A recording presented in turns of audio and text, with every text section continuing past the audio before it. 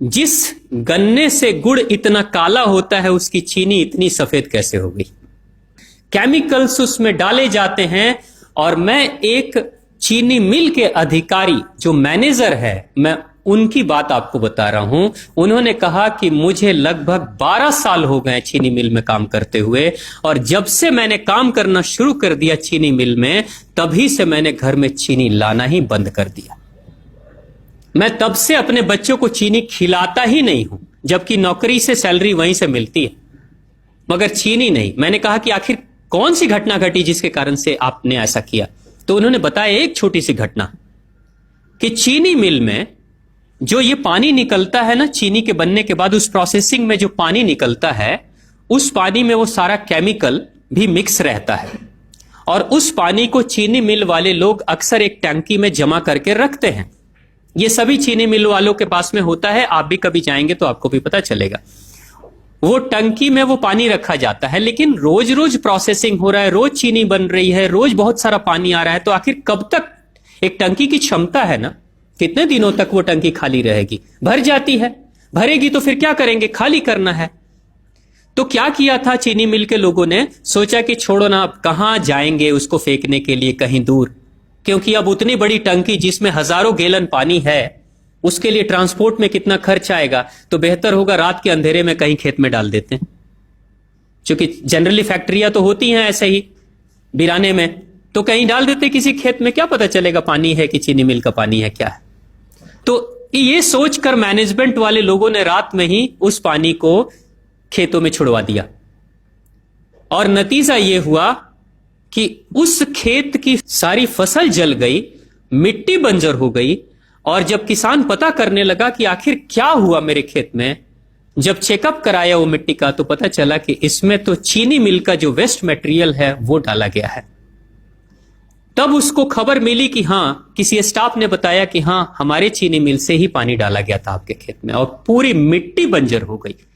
उसने केस कर दिया और चीनी मिल वाले को मुआवजा देना पड़ा लाखों रुपए। तभी से वो स्टाफ कहते हैं कि जो मिट्टी को बंजर कर दे वो इंसान के शरीर में जाए तो क्या करेगी। उसी के बाद से मैंने अपने घर में चीनी लाना बंद कर दिया। और सच्चाई है, लगभग अगर आप देखेंगे तो अंग्रेजों के आने के समय अंग्रेज पहला चीनी मिल इन्होंने भारत में ही लगाया था।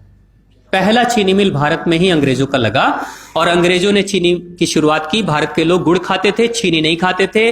उन्होंने बहिष्कार किया, बिल्कुल नहीं, लेकिन चीनी और चाय पत्ती दोनों के लिए लोगों को तैयार किया गया था। चाय पिला पिलाकर फ्री में चीनी के लिए तैयार किया गया, और चाय के लिए भी तैयार किया गया।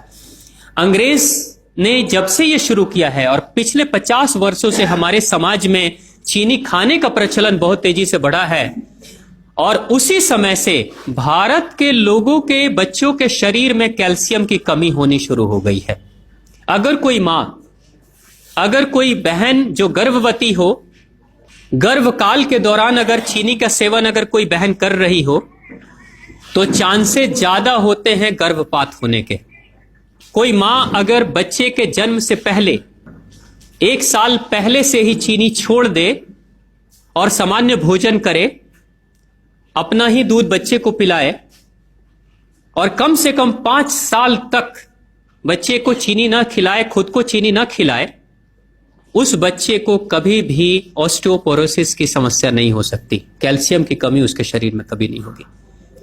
चीनी जब जाती है आपके शरीर में, तो बाहर जब निकलती है तो अकेले नहीं निकलती, कैल्शियम लेकर निकलती है। चीनी कैल्शियम लेकर निकलती है, हड्डियों को गलाकर निकलती है। और जिसके शरीर में कैल्शियम की कमी हो जाती है, उसके शरीर में मैग्नीशियम, पोटेशियम, आयरन सबकी कमी हो जाती है। कैल्शियम वो तत्व है कि जिसके शरीर में कम हो जाए, सारे तत्व कम हो जाएंगे, और कैल्शियम की कीमत पे चीनी हम खाते हैं।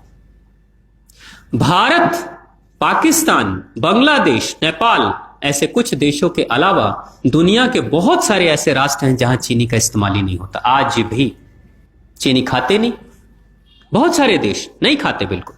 आप गुड़ खाया करिए, वो ज्यादा बेहतर है, चीनी को छोड़िए।